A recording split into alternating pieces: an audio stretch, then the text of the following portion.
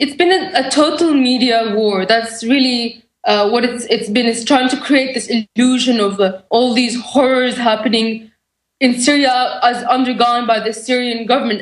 As you know, they killed like 200 children under the age of 5 just so that they can have this false flag Hula massacre, which in the end blew up in their face, because it turned out that even a German newspaper said that a lot of the families that were killed were actually either pro-government Sunnis that took part in the elections or Alawites. So, again, with the Christians, their churches were desecrated in Homs. I think the whole thing that's happening in Syria right now is to try to get the Christians out and turn them into refugees, because they want to basically remove all the secular countries inside the Middle East. Libya was secular. Iraq used to be secular. So it's now Syria's turn. Syria is one of the last secular countries left. And so they want to just get the Christians out for whatever reason and just Islamitize the whole place. Maybe to have some kind of interreligious war that destroys us all in the end. Exactly. No, that's the stated Pentagon and Israeli plan, is balkanization, get the Shiites and Sunnis all killing each other. Wow, instead of they would have just left Mohammed Mossadegh in 53, pro-America, secular, unifier, wanted to build up Iran. The whole place could just be glistening, tourist attractions with all the great beaches and everything. Instead, a crazy sect set up by British intelligence in Lawrence of Arabia was given control of what became Saudi Arabia, and now exports mass murder and death everywhere. So that, that's the policy here. Shut off our power plants, ship our jobs overseas, attack the family. The globalists want everyone on their knees and screwed up. And that's why they caught British intelligence. London Guardian, Associated Press, in Basra, dressed up like Wahhabist, running around shooting Shiites to get a war going, and it did. Just because you want to keep them fighting with each other as a pretext to be there at first, and then after that it got so out of hand they had to pay them off to quit killing each other. That was the so-called surge. It's just absolutely insane. Then they export radical Muslims into the West and use them to menace people so they can take all of our liberties, and then flip the script and now say that patriots who are anti-banker occupation, that we are the terrorist. It is just incredible to sit there and see the Council on Foreign Relations saying, we need al-Qaeda. What is it like for you to be ridiculed when you first started going public, over a year ago total? In fact, you probably know the dates. When did you first go public? I think it was about, at most, 6 months ago. Man, time has been flying. I think you did videos before 6 months ago. Maybe you're right. I'm not very good with time. Go to her YouTube site and see. I'm obsessed with this now. I think you've been doing videos for almost a year. But side issue, the point is, what is it like to now see them say, oh, there's no al-Qaeda, that's not true. Or, okay, there is al-Qaeda, we got to take over because they're there. And people are like, but you work, you're running them, to, oh, al-Qaeda is good. What is that like for you to sit there and watch that happen, and the fact that you've been vindicated? I'm kind of bemused, to be honest. I've known it for years. I know I've only been public for maybe a year, but before that, I've been following this thing, since 10 years ago. So I know that they created al-Qaeda. They created it in Afghanistan when they were trying to fight the Soviets. So yes, I've been vindicated, but unfortunately, people have not completely realized it. They are realizing it, but it's not across the board. There's still people giving monies to NGOs like Amnesty International, and thinking that intervention in Syria in any form, even giving money to these so-called rebels, these insurgents, is a good thing. People are still buying into it, and it's amazing, the goal of it. It's so in your face. They love al-Qaeda now. Yesterday they hated it. Before that they loved it.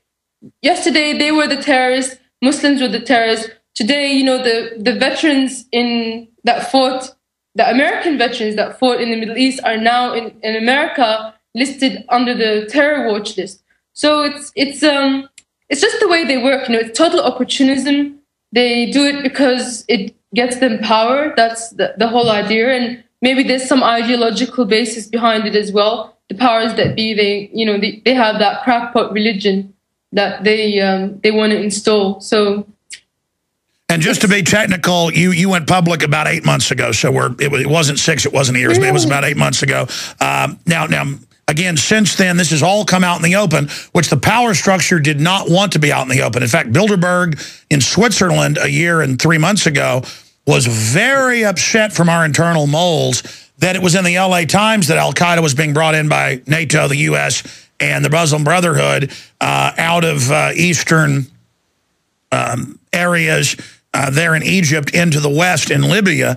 Now that was confirmed. They're very upset about this fact now because that shatters their whole paradigm. To break down how the battle's going, what is your best level analysis of where things are? I mean, is the Assad regime in more trouble than it was 6 months ago, or has it turned the tide? Now we're hearing about NATO maybe bombing with peace bombs again. Well, what's happened now is, ever since the Homs battle in Bab Amr, that was very decisive, and it sort of that was a turning point. That was basically the Benghazi for the insurgency, the home base, and that was destroyed. So they no longer have that. So they are sort of discombobulated, and they did launch an offensive on Damascus, but they hold no ground. And every offensive they've launched against the city, they've been pushed back, and they're going to be pushed back again in Aleppo. So time and time again, the army has been victorious. And if it hasn't been, I would tell you that. I have no problem telling you exactly what's happening. But even if you listen to the analysts, Robert Fisk, anybody else, they will tell you the same thing. The insurgency is being defeated time and time again. Exactly. So now they want to send in the Nobel Peace bombs. In fact, I think they should start painting the Nobel Peace sign on, because, war is peace in this 1984. Al-Qaeda's our enemy. Now they're our friend. I mean, it's direct 1984. So expanding on this area, what do you expect them to do now? More cruise missiles they claim are suicide bombers right through the window of the Ministry of Defense, killing the chief folks? Well, the thing is, about a no-fly zone, they can't do it. If they could do it, they would already have done it. But the thing that stops them is the Syrian air defense, which they now admit is, one of the best in the world. We have very good surface-to-air missiles. But what they can do is even more dangerous. They can do the chemical weapons false flag that's been talked about. I'm glad you brought that up. Get into that. That's even been in Israeli news, that al-Qaeda has been given chemicals from Gaddafi's stockpile and all those missiles, and they're getting ready to blame Syrian government. Tell us about that.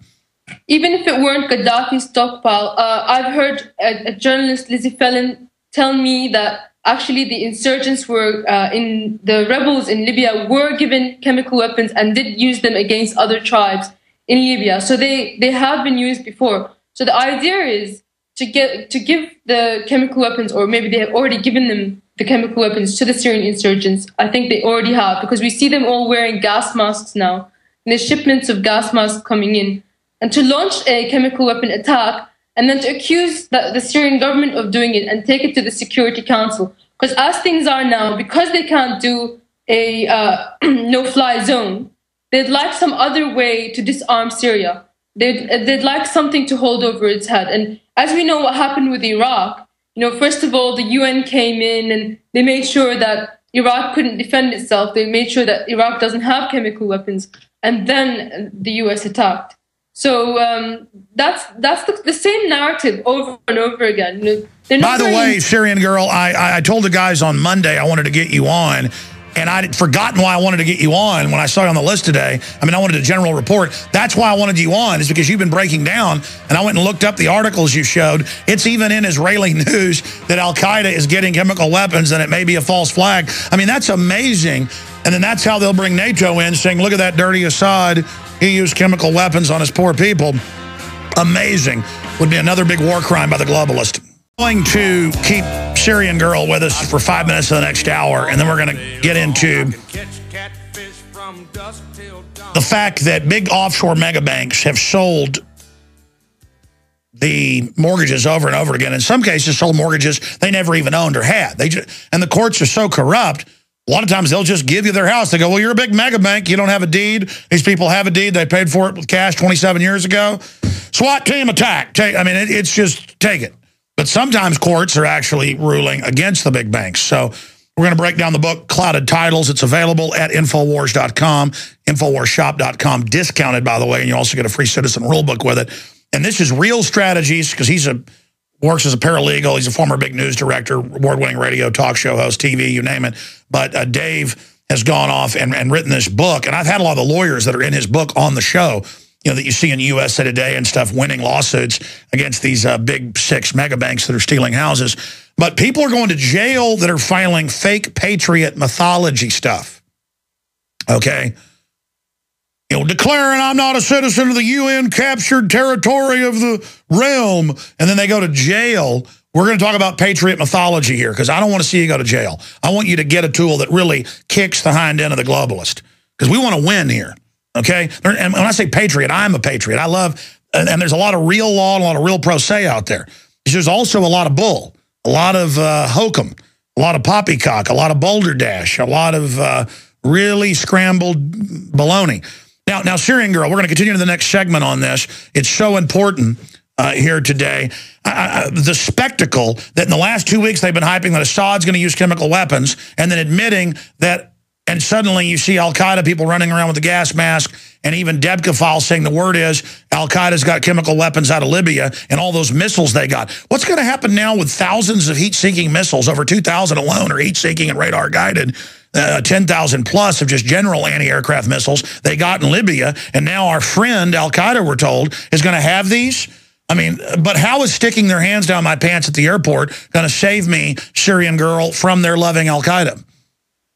Well, they do have anti-air now. We've got pictures of them with the Strela, 2 surface-to-air heat-seeking, take it wherever you go, missiles. So it's already in their hands. They haven't been able to get the experience to use it appropriately. And, it's not going to save you.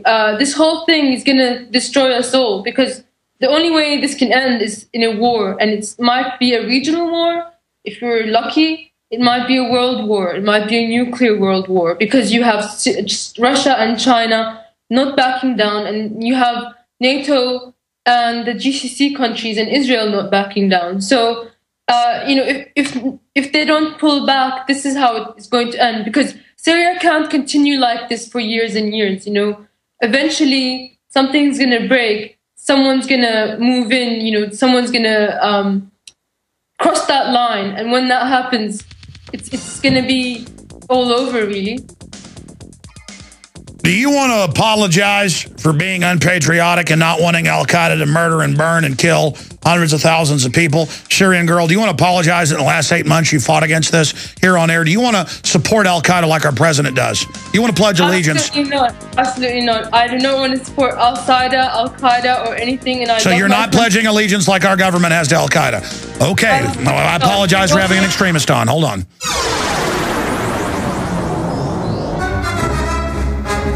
We are now into our number 2 worldwide transmission. All right, Syrian Girl, reporting from an undisclosed location. Everything you've talked about the last 8 months has turned out to be accurate.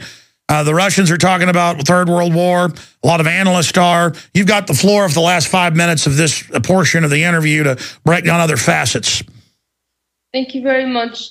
I did have the urge to say that you're a patriot and I'm a patriot, so we understand each other. We don't want enemies. We just want to live the way we want to live, independently, and have safety in our land. And what Syria is facing at the moment, you can say whatever you want about each side. Every side might have a sad story. That's absolutely true. But at the end of the day, Syria is facing a foreign attack by foreigners, and everybody who loves their country, who wants it to be secure, would oppose that in their own nation. And the fact is that we're both dealing with traitors. You have traitors in your government. We have traitors not just outside our government, but inside our government too. Corruption is a form of treason. So at the end of the day, you have people defecting. They're being bought. This is in Syria. They're being bought by the UK, which has pledged now another £5 million to go to try